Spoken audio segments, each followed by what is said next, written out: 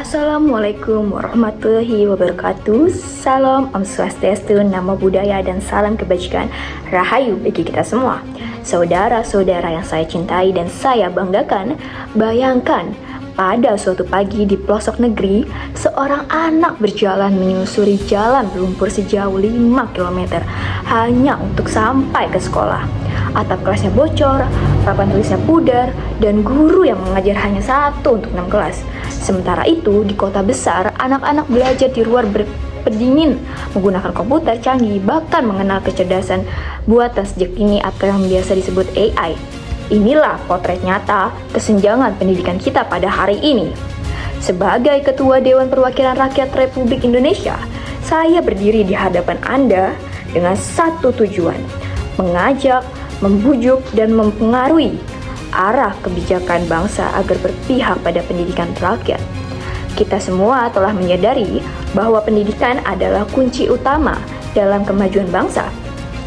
Namun, hingga kini, kesempatan memperoleh pendidikan berkualitas masih menjadi hak istimewa bagi sebagian kalangan saja.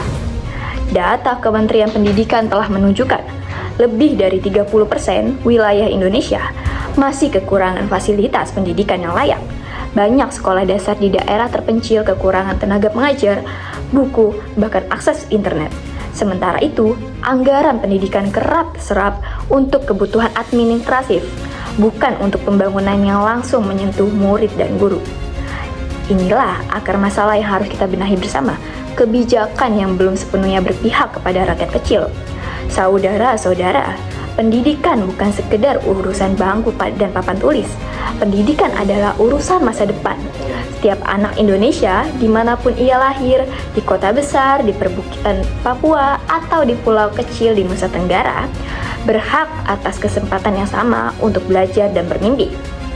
Kita tidak boleh membiarkan tempat lahir mereka menentukan seberapa jauh seseorang dapat maju. Sebagai lembaga perwakilan rakyat, DPR berkomitmen untuk memperjuangkan kebijakan sekolah rakyat modern, yaitu model pendidikan berbasis komunitas dengan dukungan teknologi, tenaga pengajar profesional, dan anggaran yang transparan. Kami akan memastikan bahwa setiap rupiah dari anggaran pendidikan benar-benar digunakan untuk membuka akses belajar yang merata di seluruh pelosok negeri.